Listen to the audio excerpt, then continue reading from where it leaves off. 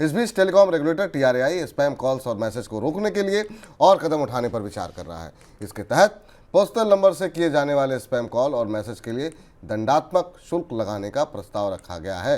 जनवरी मार्च 2024 के दौरान करीब 14 लाख सिम से प्रतिदिन 50 से 1000 कॉल किए गए हैं। TRAI के मुताबिक 4 सिम से प्रतिदिन 1000 से ज़्यादा कॉल हो रही थी।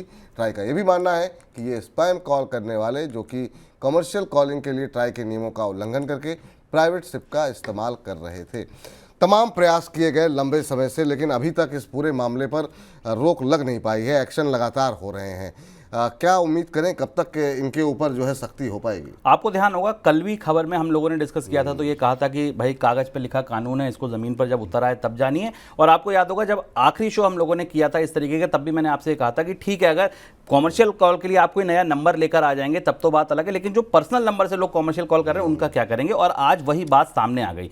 आप सोचिए कि 14 लाख सिम ऐसे हैं जिन्होंने 100 से 50 से 1000 कॉल पर डे करे हैं।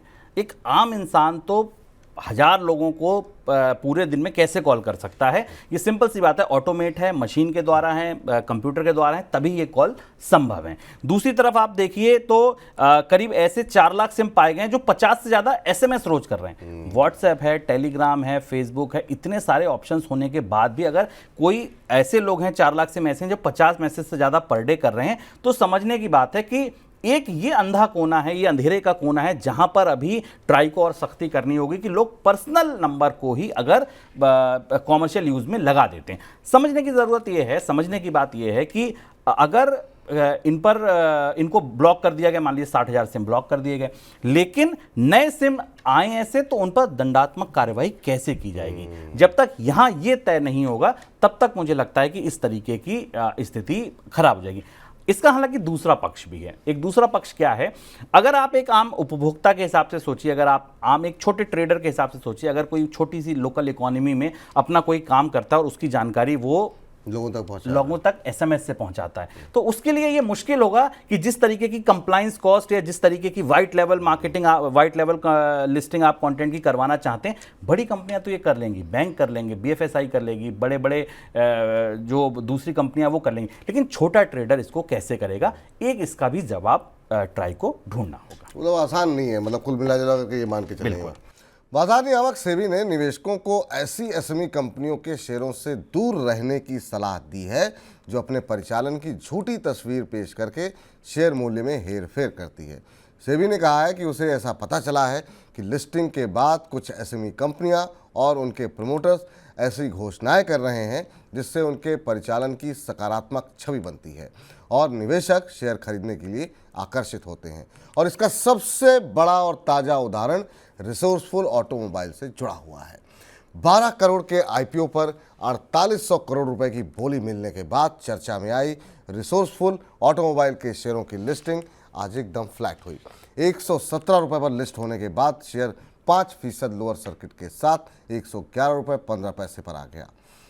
इससे आपको बता दें निवेशकों को पहले ही दिन नुकसान हो गया है। अब सवाल यहाँ पर ये निकल करके आ रहा है, ये पूरा मामला जो निकल करके आया, और इससे पहले भी खबर भी हम इसी विषय पर बातचीत करते हैं IPO बाजार को लेकर के। सेबी जो है लगातार सख्त है और ये जो ताज़ा मामला है, और इस पर हमने मनी सेंटर में बातचीत भी की थी शुभम जी। 12 करोड़ रुपए जुटाने की बात हुई थी और सीधे सीधे 4800 करोड़ से ज़्यादा, ये पूरा मामला एक तरीके का एक बड़ा स्कैम दिखाई दे रहा है, ऐसा लग रहा है। बिल्कुल, देखिए अपनी ही दूसरी कंपनी के एम्प्लॉयज़ को बोल दिया कि आप बोलियां लगाइए, बोलियां इन्फ्लेट कर दी। 2 शोरूम रखते हैं यामा के, इतनी तो यामा गाड़ी बनाने वाली कंपनी नहीं अगर सब्सक्राइब हो पाई होगी जितनी आपने केवल बाइक बेचकर उसको सब्सक्राइब कर, तो कुछ ना कुछ फिशी था, ये समझ में आ रहा था बोलियां देखकर। लेकिन उसके बाद जब ये सब चीज़ें सामने आई, बाजार में वही हुआ, औंधे मुंह गिरा स्टॉक, आते ही 5% का लोअर सर्किट लग गया। अब इससे पहले भी एक कंपनी थी डीवर्क के जो जिसके प्रमोटर रिलेटेड पार्टी ट्रांजैक्शंस में पकड़े गए थे कि आप पैसा निकाल कर दूसरी कंपनी में डाल दे रहे हैं या दूसरी कंपनी से पैसा इधर डाल दे रहे हैं, अपने रिश्तेदारों से पैसा लगवा दे रहे हैं, बोली इन्फ्लेट करा दे रहे हैं बाजार को ज़्यादा आकर्षित बनाने के लिए।